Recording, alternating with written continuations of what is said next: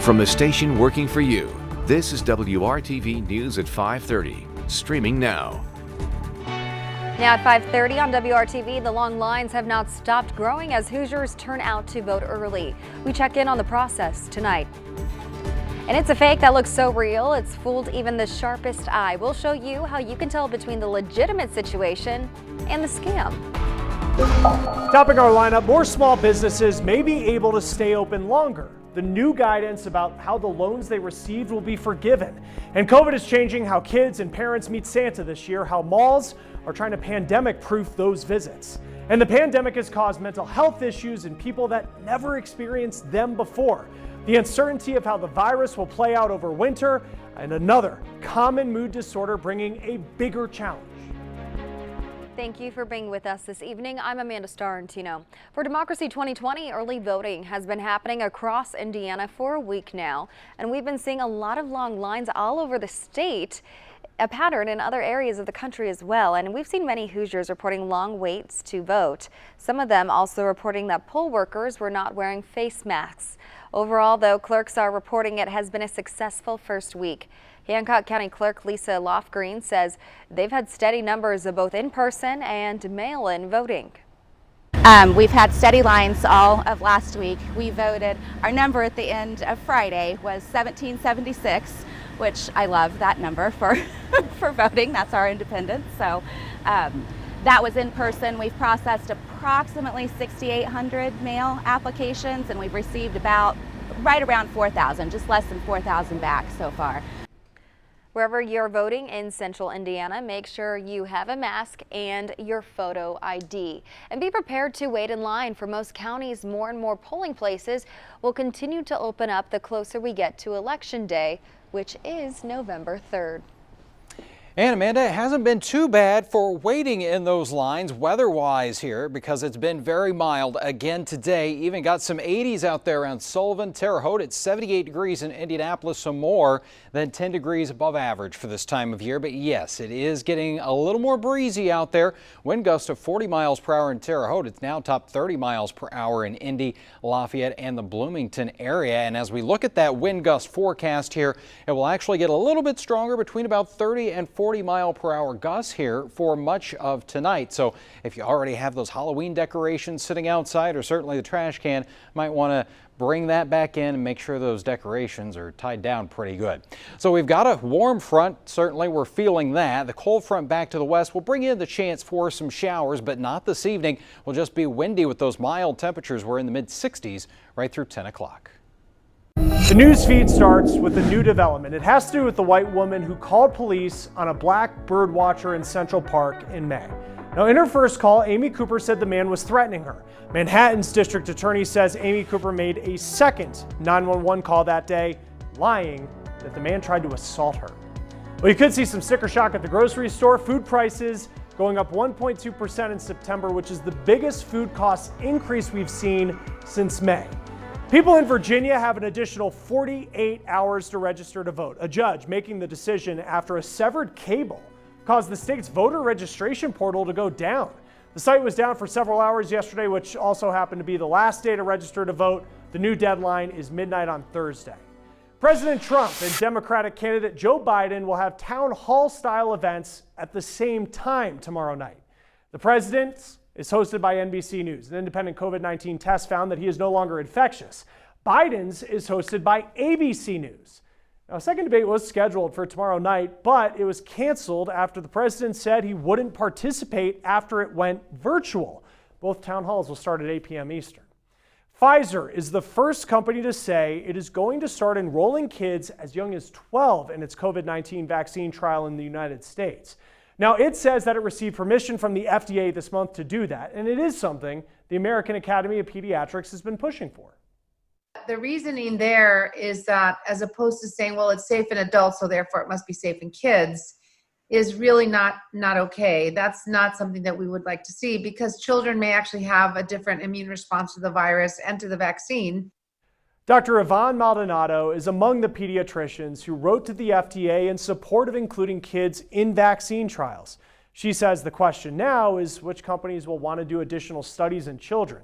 Generally, vaccine trials start with adults only, then slowly add younger age groups. Dr. Maldonado says it may seem faster now just because everything with COVID-19 vaccine trials is moving so quickly. I think there are people who would sign up for a trial if they felt that the data on adults was well described, transparent, and that safety had definitely been established for adults. Pfizer says it will enroll kids based on safety data in its studies in older adolescents and young adults. It hasn't said how soon that will happen. Dr. Maldonado says diversity will be important. Now, we do have more to get to in our lineup. More small businesses may be able to stay open longer. The new guidance about how the loans they received will be forgiven.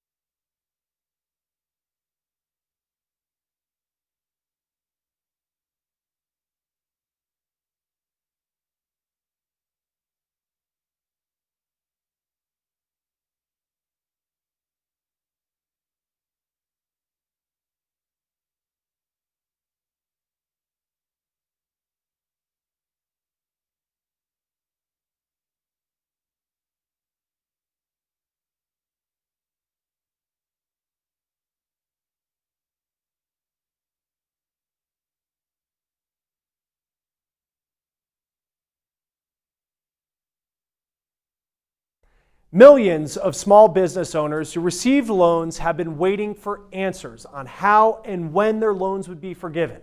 Alicia Nieves has some answers that will affect whether your favorite shops and restaurants will be able to stay open.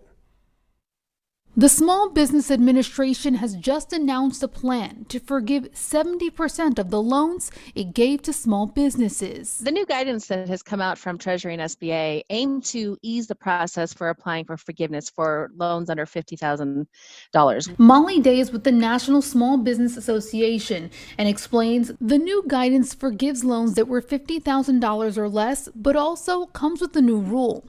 Businesses with no employees or one where the business owner is the only employee can now have their loans forgiven.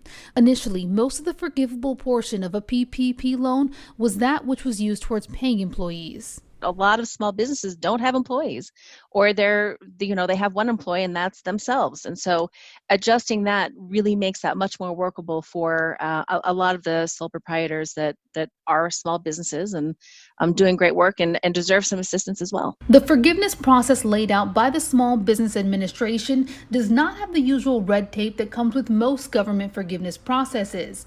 The business owner just fills out this one-page document and sends it to their lender. I do think making the forgiveness process easier and more streamlined could help many small businesses. Many businesses have been worried about staying open even though they received PPP loans months ago.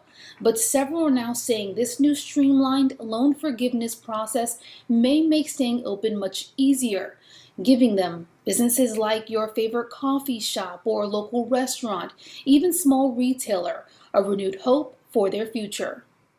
I'm Alicia Nieves reporting. Alicia, thank you. Now, next in our lineup, COVID is changing how kids and parents meet Santa this year, how malls are trying to pandemic-proof those visits.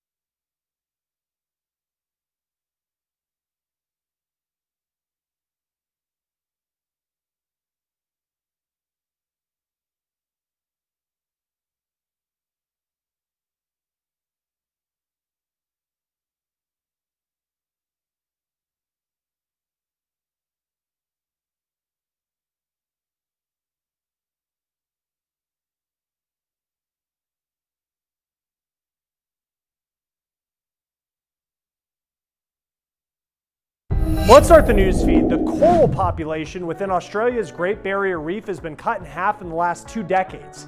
Researchers say warming climate is to blame. Corals do provide important habitats for marine life.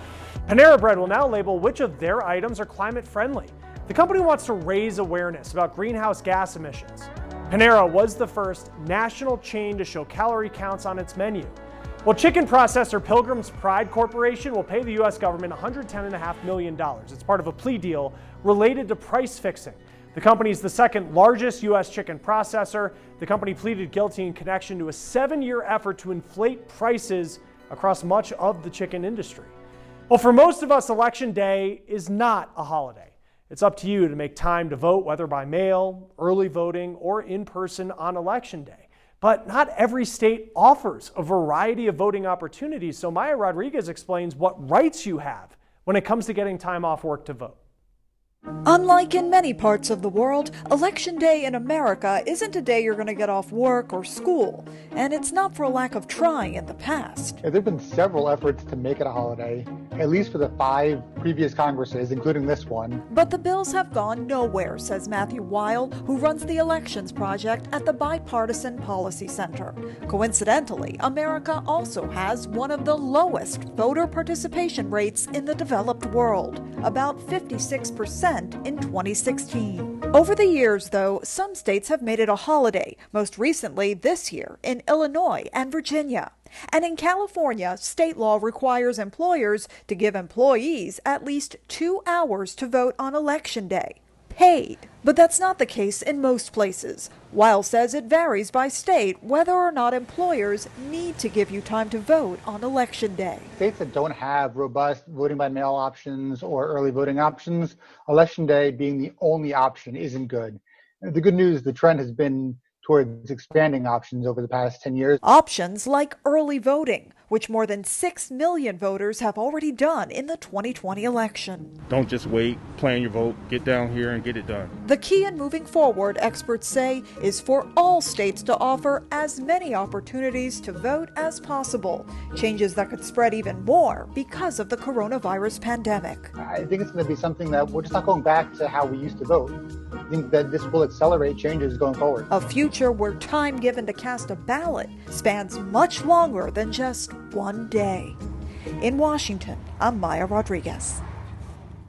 Maya, thank you. And recently, some high-profile employers like Coca-Cola and Twitter decided to give Election Day off to their employees. Universities like Brown and American are doing this for students too. But it's not just to vote, but also to encourage them to volunteer as poll workers as well. And to get some local context here, we checked to see if Indiana has a law protecting your right to take time off work to vote. Now, it does not. You could still be covered by a state administrative regulation or a local ordinance, so check with your local elections board for more info or give it a shot. See if your employer will give you the time off anyways. And do you feel confident you could spot a banking scam? We were too before we saw this investigation. There's been an uptick in fake phone calls, texts, and emails that appear to come from your bank. Consumer reporter John Matarese puts you to the test so you don't waste your money. Thousands of banking customers have lost millions of dollars to scams. So now the nation's banks are rolling out a new tool to help you spot a scam. Did you get good grades in school, have a professional job? You could still fall victim to bank fraud, as Sarah Robb did last year. I got a phone call from my bank, and I knew it was my bank because I recognized the phone number. 24-hour security department. But it really wasn't her bank, it was a scammer who in minutes drained Sarah's checking account. Just this past month, Corinthia W. fell for a slick email claiming a problem with her account. $499 was going to be withdrawn from my account. But it was really a phishing scam, and before she knew it, Corinthia was out $1,600. The American Bankers Association now wants to stop this growing fraud. So next time you get onto your bank's website or check their phone app, look for a little button that says, "Would your bank really ask that?" It'll take you to a quiz, and some of those questions just might stump you.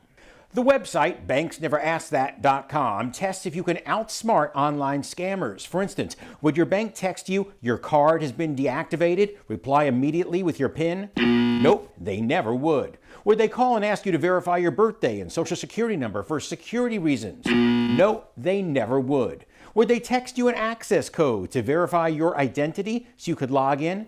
Yes, the quiz has lots of trick questions, but it'll help you avoid the scams that fooled Sarah, Corinthia, and so many other people. Said all the right things. She got my information from me. You'll find this tool on the website of most major banks, or go to banksneveraskthat.com so you don't waste your money. I'm John Matarese, WRTV.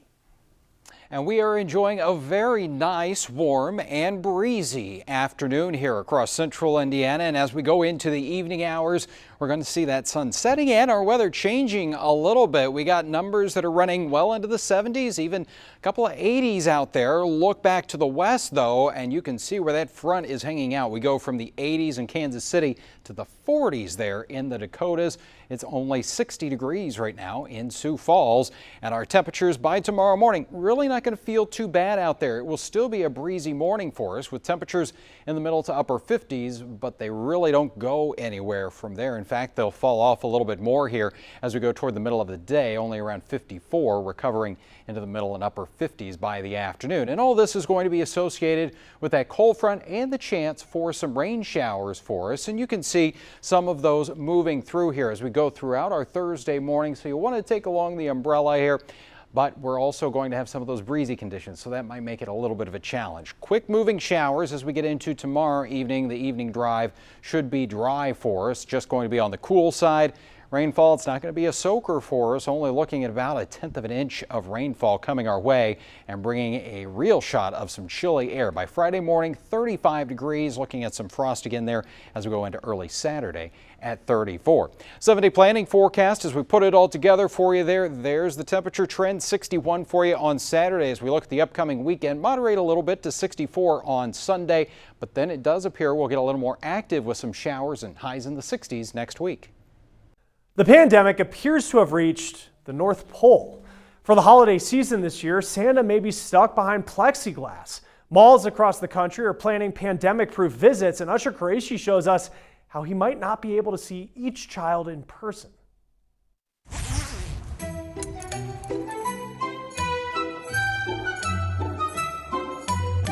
Mall Santa Steve Miller has been putting on the red suit full-time for 4 years. I prefer the mall because I do it for the kids. But this year there won't be any hugs or sitting on Santa's knee. Now, because of the virus, it's going to take a little fun out of it, but it's going to be much more safe, which is the #1 thing that we want. Appearances by St. Nick at malls, corporate events, and private appearances is a holiday tradition that's already being impacted by the pandemic. We've been working with a lot of retailers as well as malls to how can we still have the experience of Santa but keep everybody safe. According to entertainment staffing firm HireSanta.com, bookings were down 95% due to coronavirus concerns. But after advertising their safety efforts, demand is up 20% compared to this time last year. The Santa Claus entertainers, as you can imagine, they're at a high-risk group. So we want to make sure that Santa's safety is our #1 priority.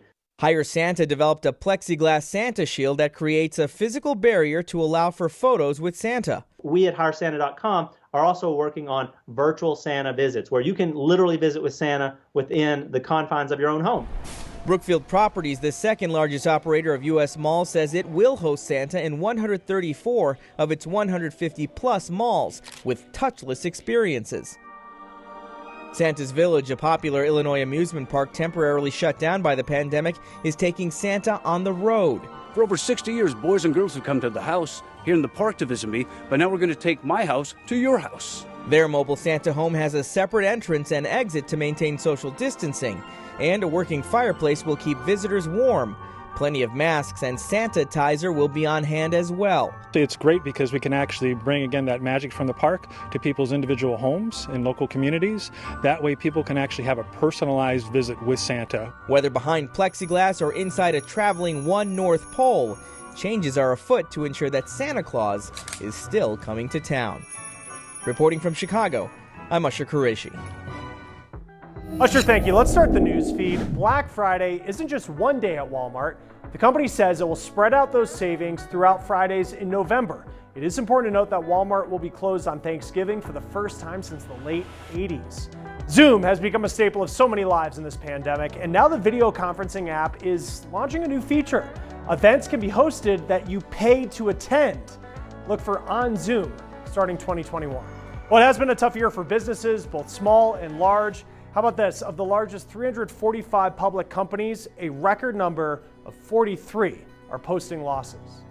Well, following the death of George Floyd, magazines featured about 3 times more black people on their covers than they did in the past 90 years combined. Researchers at Poynter found 126 covers published this year that featured black people in a positive light. Now, this included a wide variety of magazines from Psychology Today to Southern Bride. And finally in our lineup today, the pandemic has caused mental health issues in people that have never experienced them before.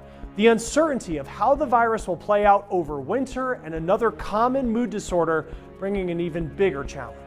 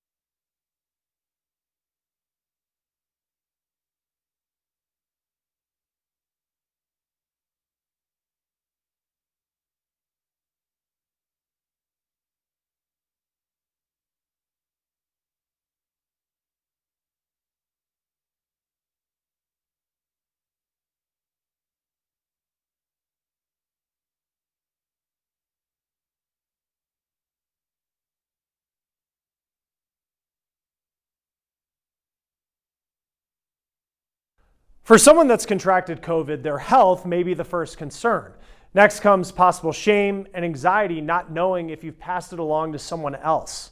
Health officials say waiting to share your COVID status or worrying about someone's reaction can be more dangerous. It is going to be more challenging this year than others. Certainly going through all of the stress that we've been dealing with this global pandemic. Doctors are concerned that seasonal affective disorder, or the winter blues, could be a lot more prominent this year. SAD is a form of depression that's brought on by multiple factors, including less daylight and more time indoors. Now, it can be treated with a number of therapies and medications, but even that looks different because of the pandemic. But certainly Zoom calls might not feel as personal as a visit, but quite frankly, it works. And it's certainly a lot better than isolating. Psychiatrist Dr. Eric French says telehealth does work. Group therapy, light therapy, and sticking to a strict schedule also helps. We want people planning their day instead of just kind of hibernating and ending up in their pajamas on their couch and not taking care of themselves. Dr. French says historically October is one of the busier months for adult behavioral health. They are experiencing a surge in hospitalized patients due to the pandemic, in part because substance abuse and suicide attempts are up. He said avoid marijuana and alcohol to deal with anxiety and depression, and focus instead on getting outside, eating right, sleeping well, and staying socially connected. I'm Chris Conti inside one of the nation's hospitals that's been forced to close in the middle of this pandemic. By the end of 2020, hospitals across the United States are expected to lose a staggering $300 billion. Tomorrow, we take a closer look at why that could mean life or death consequences for some of this nation's rural communities.